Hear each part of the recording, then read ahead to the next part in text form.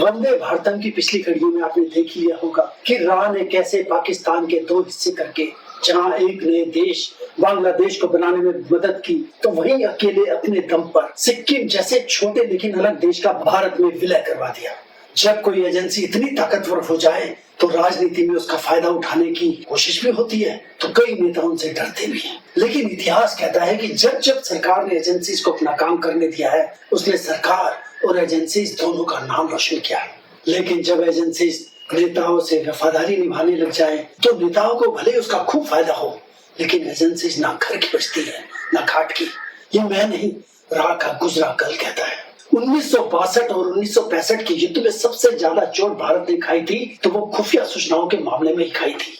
भारत की खुफिया एजेंसीज को इन दोनों युद्धों के शुरू होने की कोई खबर तक नहीं थी, जिसके बाद 1968 में तत्कालीन प्रधानमंत्री इंदिरा गांधी के कार्यकाल में राह की स्थापना हुई। इसके पहले चीफ आर.एन. काओ की गिनती उस समय दुनिया के 5 सबसे अच्छे जासूसों में होती थी। इंदिरा गांधी और उनके प्रधान सचिव पी.एन. अक्सर से भी उनकी नजदीकियां थी। इंदिरा गांधी ने उन्हें काम करने की खुली छूट दी थी, जिसके सिर्फ 3 सालों में ही राह ने 1971 के युद्ध की हर पुख्ता खुफिया खबर लाकर और अपनी आक्रामक नीति से पाकिस्तान को युद्ध के हर मोर्चे पर मात देने में बहुत बड़ी भूमिका निभाई थी। तब भारत को अगली सुपर पावर तक कहा जाने लगा था। राह ने खुद को भी दुनिया की नंबर 1 खुफिया एजेंसी साबित कर दिया था। फिर अगले 4 साल में ही बिना युद्ध लड़े अमेरिका और चीन की नाक के ठीक नीचे सिक्किम को भारत में शामिल करवाकर एक बार फिर राह ने अपना और भारत दोनों का नाम रोशन किया था। लेकिन उसके बाद राह को एक के बाद एक कई नाकामयाबियों का ही नहीं बल्कि झटकों का सामना करना पड़ा।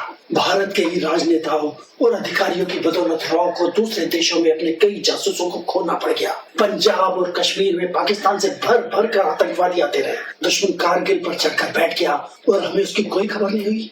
नाव से उग्रवादी भारत की वित्तीय राजधानी मुंबई तक पहुंच गए। अगले 3 दिनों तक कत्लेआम मचाते रहे। पूर्वोत्तर से म्यांमार से उग्रवादी आए और सैनिक काफिले को घेर कर कई सैनिकों को मार दिया। पाकिस्तान से उग्रवादी आए, पठानकोट एयरफोर्स स्टेशन और उड़ी में सेना पर आक्रमण करके चले गए और हमारे पास ना कोई पुख्ता खुफिया खबर थी ना कोई स्ट्रेटेजी।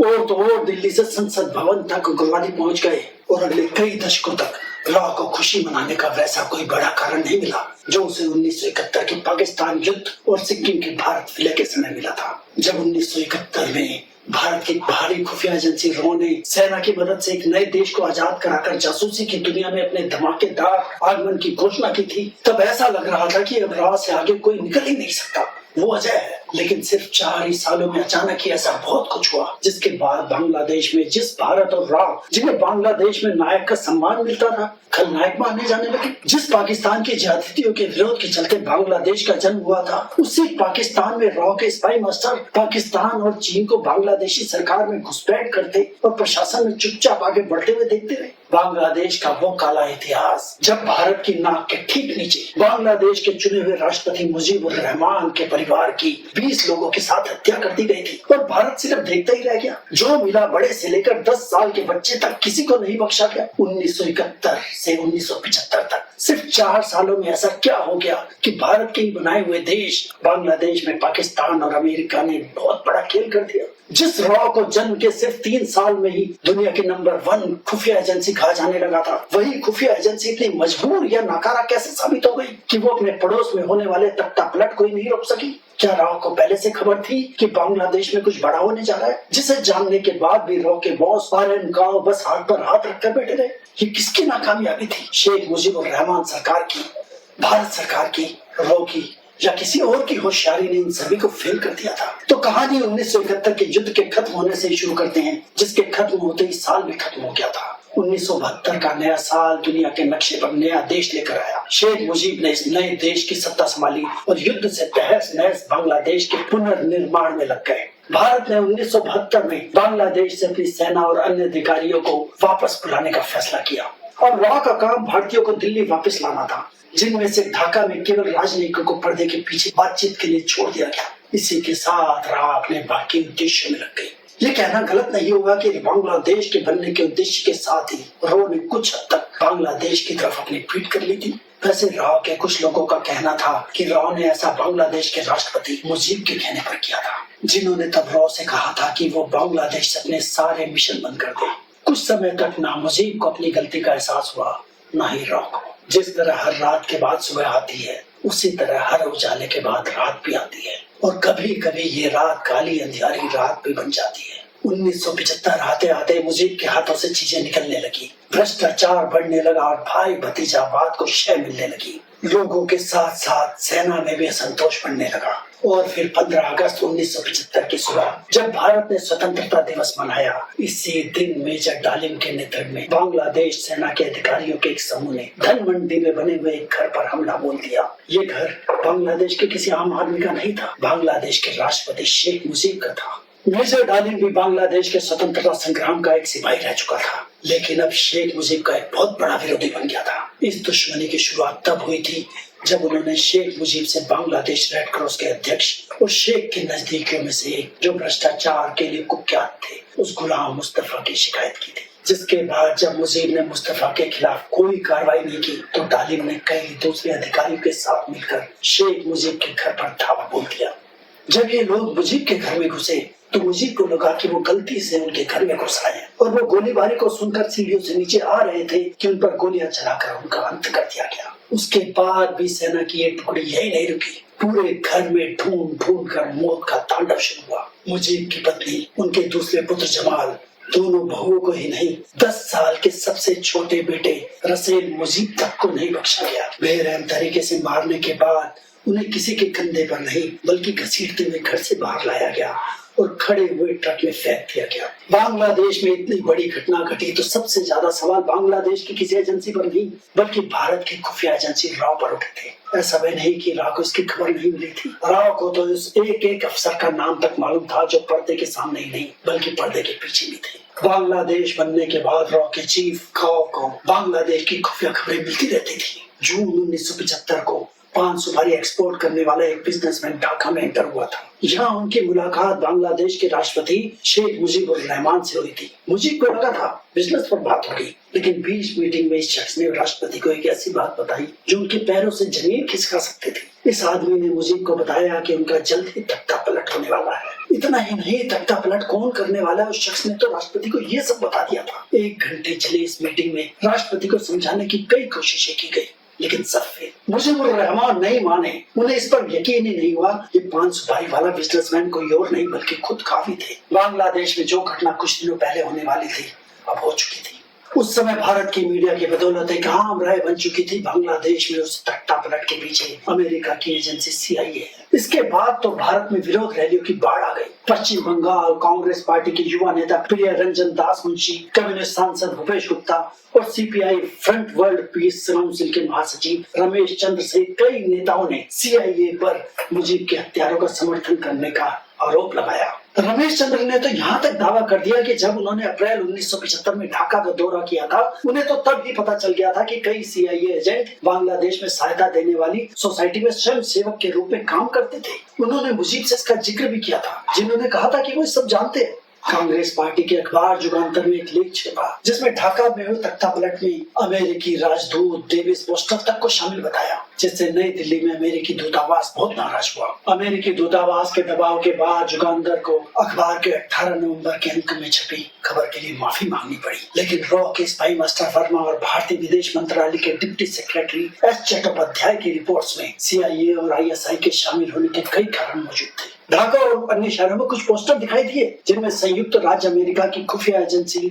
CIA पर तख्ता पलट के लिए जिम्मेदार होने का आरोप लगाया गया, लेकिन नई सरकार ने मुजीब समर्थक कार्यकर्ताओं की गतिविधियों को जल्दी ही दबा दिया। बांग्लादेश में जो बहुत से भारत सरकार सत्ते में आ गई थी। बांग्लादेश में पैदा हुई अराजकता वहाँ भारत विरोधी शासन को जन्म दे सकती थी और भारत के दुश्मनों को वहाँ आमंत्रित कर सकती थी, जिसके कारण बांग्लादेश में जो करोड़ों अल्पसंख्यक हिंदू रहते थे वो प्रभावित हो सकते थे। उन पर दबाव डाला जा सकता था, उन्हें धमकाया जा सकता था, जिससे वे भारत भागने के लिए मजबूर हो जाए, जैसा कि उन्होंने 1971 में किया था। भारत को बांग्लादेश के पाकिस्तान और चीन के साथ राजनयिक संबंध रखने की कोई चिंता नहीं थी। उसकी चिंता तो ये थी कि नई सरकार पाकिस्तान की ही तरह इस्लामी चरमपंथ या फिर चीन के प्रभाव में क्रांतिकारी वामपंथी कम्युनिस्टों के रास्ते पर न चल पड़े। बांग्लादेश में कट्टरपंथी समूह तो पहले से ही सक्रिय थे। ऐसे में जैसे ही पाकिस्तानियों और चीनियों ने हस्तक्षेप करना शुरू कर दिया तो भारत के लिए नई समस्याएं खड़ी होने लगी। लेकिन अब भारत सरकार भी क्या कर सकती थी, वो तो खुद को खुद में ही उलझा चुकी थी। बांग्लादेश में जो बहुत से पहले ही इंदिरा गांधी ने देश में इमरजेंसी घोषित कर दी थी, और विपक्षी पार्टियों के आरोपों को सही माने तो इंदिरा गांधी ने इसमें अपने सबसे बड़े हथियार रॉ को भी अपने साथ शामिल कर लिया था। यदि यह आरोप सही थे तो शायद यही बांग्लादेश में रॉ के विफल होने का सबसे बड़ा कारण था। ऐसे ही कारणों के कारण रॉ के स्पाई मास्टर जो रॉ के बनाए मिशन को तो पूरा करने में मास्टर थे, लेकिन दूसरों के मिशन को फेल करने में अपनी वही योग्यता साबित नहीं कर पाए जिसकी बांग्लादेश बनने के बाद वहाँ सबसे ज्यादा जरूरत थी। खैर, अब सांप गुजर चुका था। कई तरह से जांच हुई, कई रिपोर्ट्स आई। 12 पेज की भी एक रिपोर्ट आई जो सच्चाई के काफी करीब थी, जिसमें ढाका में तैनात भारतीय राजनयिकों की विफलताओं को स्वीकार किया गया। तख्ता पलट ने साबित कर दिया कि विदेश मंत्रालय ने गलत चुनाव किया था।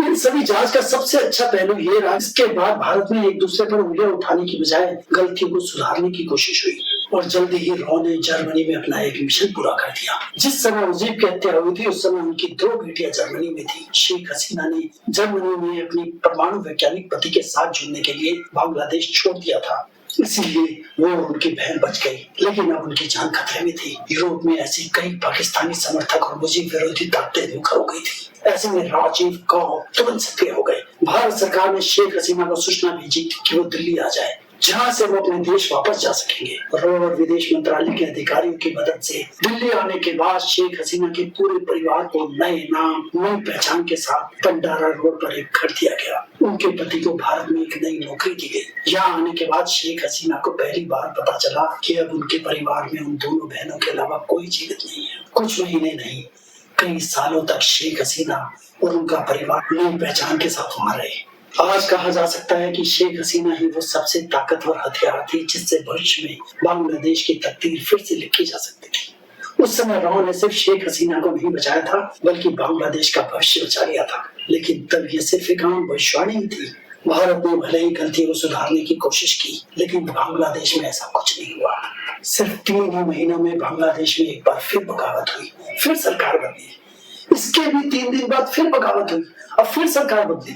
बांग्लादेश अब उस रास्ते पर चल पड़ा जहाँ सिर्फ ताकत से ही सही और गलत का फैसला किया जा सकता था।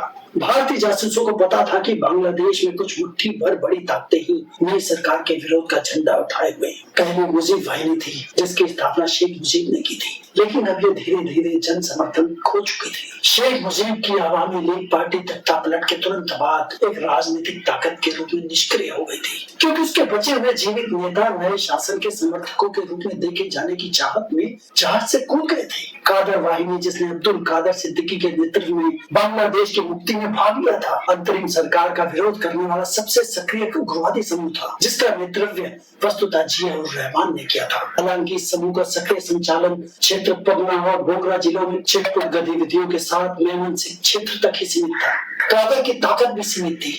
इसमें केवल 1000 से 3000 सशस्त्र गुरिल्ला थे, जिनमें सिर्फ हंगामा या उपद्रव करने की क्षमता थी। बिना राजनीतिक विरोध के इनका कोई मतलब नहीं था। भारत विरोधी भावना वहाँ तेजी से बढ़ने और फैलने लगी थी। भारतीय समर्थक तत्व के रूप में पहचाने जाना खतरनाक और जोखिम भरा हो गया था। शांति वाहिनी, हमार सुनार बांग्ला जैसे भारत के साथ के घनिष्ठ संबंध तो बांग्लादेश में बिकने लगे थे। इसी के साथ कुछ ही साल पहले जिस धर्मनिरपेक्ष बांग्लादेश का जन्म हुआ, वो बांग्लादेश चरणपंथ के रंग में रंगने लगा। भारत में लगे आपातकाल का भारत पर जो प्रभाव पड़ा सो पड़ा। राह के आपातकाल में संभावित संलग्नता के चलते बांग्लादेश अगले कई दशकों तक भारत के हाथों से निकल गया था और समय कभी लौट कर नहीं आता। आपातकाल के बाद तो कांग्रेस के साथ राह के भी बुरे दिन आ गए थे। जो राह कभी तत्कालीन प्रधानमंत्री इंदिरा गांधी की सबसे बड़ी ताकत हुआ करती थी, वहीं राह और इसके अधिकारी उल्टे भारत के नेताओं और दूसरे अधिकारियों की निशानी पर रहने लगे। साल दर साल, दशक दर दशक गुजरते गए, जिसके बाद तो ना ISI ने भारत को कश्मीर और पंजाब के उग्रवाद से बाहर झांकने दिया और ना ही भारत में कोई दूरदर्शी नेता आया जो बांग्लादेश की तरफ झांकने की कोशिश करता। आज भले एक बार फिर रॉ खुफिया कारनामों के लिए अपना नाम फिर से आसमान में लिख चुकी है, लेकिन इस दिन के बाद फिर कभी रात ना हो, इसके लिए जरूरी हो जाता है कि राह अपने पांव दोबारा जमीन से न उठने दे। हम कहाँ गलत हो सकते हैं, इतिहास से अच्छा हमें कोई नहीं बता सकता। रॉ के इतिहास से जुड़ी आज की कड़ी यही समाप्त करते हैं। अगली कड़ी में रॉ की एक ऐसी कहानी लेकर आपके सामने फिर उपस्थित होंगी। यदि आपको यह कड़ी पसंद आई है तो आप इसे लाइक और शेयर कर सकते हैं। यदि आप आगे भी ऐसी ही कड़ियां पाते रहना चाहते हैं तो आप हमारे इस चैनल वंदे भारतम को सब्सक्राइब कर सकते हैं। अब विदा।